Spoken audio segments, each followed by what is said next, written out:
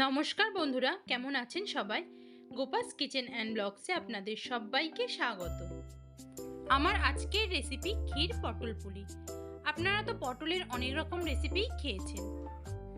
পটলের এই মিষ্টির রেসিপিটি যদি আপনাদের ভালো লাগে, প্লিজ আমার চ্যানেলটাকে লাইক, শেয়ার অ্যান্ড সাবস্ক্রাইব করতে ভুলবেন না।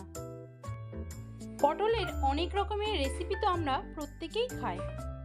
পটলের এই মিষ্টির রেসিপিটি যদি আপনারা এখনও খেয়ে না থাকেন, তাহলে অতি অবশ্যই ট্রাই করে দেখতে পারেন। আশা করি ভালো লাগবে। আর এটা বানানোও কিন্তু খুবই সহজ, আর খেতে কিন্তু ভীষণই ভালো হয়। তো চলুন দেখে নেওয়া যাক পটলের এই রেসিপিটি আমি কিভাবে বানাই। ক্ষীর পটল বানানোর জন্য আমি এখানে 4টে পটল নিয়ে নিয়েছি। পটলের ভিতরে যে দানাগুলো থাকে সেগুলোকেও বের করে নিয়েছি। খুব ভালো করে ওগুলোকে বের করে নিতে হবে, আর খোসাগুলোকেও ছাড়িয়ে নিয়েছি। এখানে নিয়ে নিয়েছি নারকেল কোড়া, আর আমাদের লাগবে চিনি। এখানে আমি হাফ কাপ মতো চিনি নিয়ে নিয়েছি। এদিকে গ্যাসে একটা কড়াই বসিয়ে দিয়েছি। প্রথমে কড়াইটাকে খুব ভালো করে গরম করে নেব। এবার আমরা নারকেল কোড়াটাকে দিয়ে দিচ্ছি। সব নারকেল কোড়াটাকে দিয়ে দিতে হবে। তার মধ্যে দিয়ে দিলাম চিনি। এবার আমরা একসাথে এভাবে নেড়েচেড়ে রান্না করে নেব। বেশ কিছুক্ষণ ধরে এভাবে নেড়েচেড়ে রান্না করে নিতে হবে। যতক্ষণ না চিনিটা গলে নারকেলের সাথে মিশে যাচ্ছে, ততক্ষণ কিন্তু এটাকে রান্না করে নিতে হবে।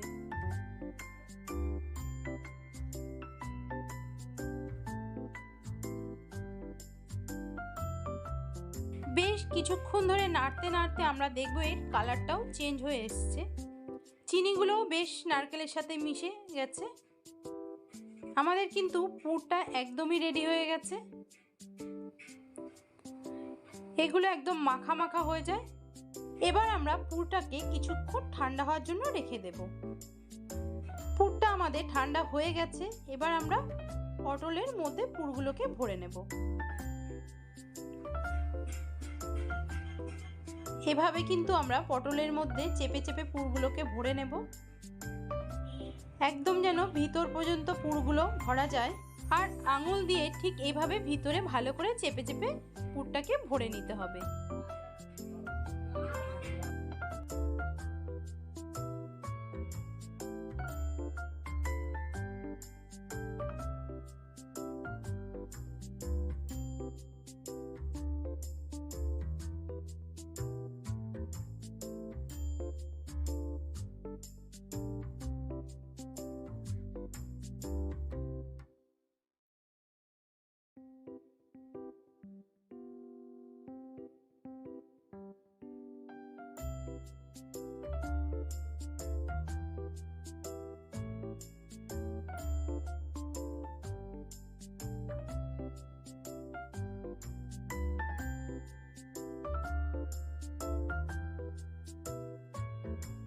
এখানে পুরটা কিন্তু আমাদের ভরা হয়ে গেছে। আমি একটা চালের গুঁড়ো দিয়ে এরকম দলা পাকিয়ে নিয়েছি। এবার আমরা মুখটা আটকে দেব। খুব ভালো করে পটলের ভিতরে ঢুকিয়ে মুখটা ভালো করে আটকে দিতে হবে, যাতে ভিতরের পুরগুলো না বেরিয়ে আসে। এভাবে মুখটা চেপে দিতে হবে। আমি একইভাবে সমস্ত পটলগুলোর মধ্যে পুরগুলো ভরে নেব। এখানে আমাদের সমস্ত পুরগুলো ভরা হয়ে গেছে। এবার আমরা গ্যাসে একটা কড়াই বসিয়ে দিলাম। তাতে দিয়ে দিলাম বেশ কিছুটা সাদা তেল। তেলটাকে প্রথমে গরম করে নিয়েছি, দিয়ে পটলগুলোকে বেশ ভালো করে ভেজে নেব। আমরা 4টে পটলই এর মধ্যে দিয়ে দিয়েছি। এবার একটা ঢাকনা দিয়ে আমরা 2 থেকে 3 মিনিট পটলগুলোকে ভেজে নেব। পটলগুলো আমাদের এখানে ভাজা হয়ে গেছে। এবার আমরা পটলগুলোকে তুলে নেব। এদিকে গ্যাসে আবারও একটা কড়াই বসিয়ে দিয়েছি, আর কড়াইতে দিয়ে দিয়েছি হাফ লিটার দুধ। দিয়ে দিলাম তেজপাতা, আর দিয়ে দেব এলাচ। আমি এখানে 4টে গোটা এলাচ দিয়ে দিয়েছি। এলাচগুলোকে কিন্তু আমি ফাটিয়ে দিয়েছি। দুধটা কিন্তু বেশ কিছুক্ষণ ধরে ফোটাতে ফোটাতে ঠিক এইভাবে ঘন করে নিতে হবে। আরও কিছুক্ষণ ধরে আমাদের দুধটাকে ফুটিয়ে নিতে হবে। এখানে কিন্তু আমাদের গ্যাসের ফ্লেমটা মিডিয়ামে রেখেই দুধটাকে ফোটাতে হবে, আর অনবরত হাতা দিয়ে এভাবে নেড়ে যেতে হবে। দুধটা কিন্তু আমাদের অনেকটাই ঘন হয়ে এসছে। এবার আমি এখানে দুটো বাতাসা দিয়ে দিলাম। আবারও বেশ কিছুক্ষণ ধরে এভাবে নাড়তে থাকবো। এবার আমরা আগে দিয়ে ভেজে রাখা পটলগুলোকে দিয়ে দিচ্ছি এর মধ্যে। সব পটলগুলোকেই আমরা দিয়ে দেব।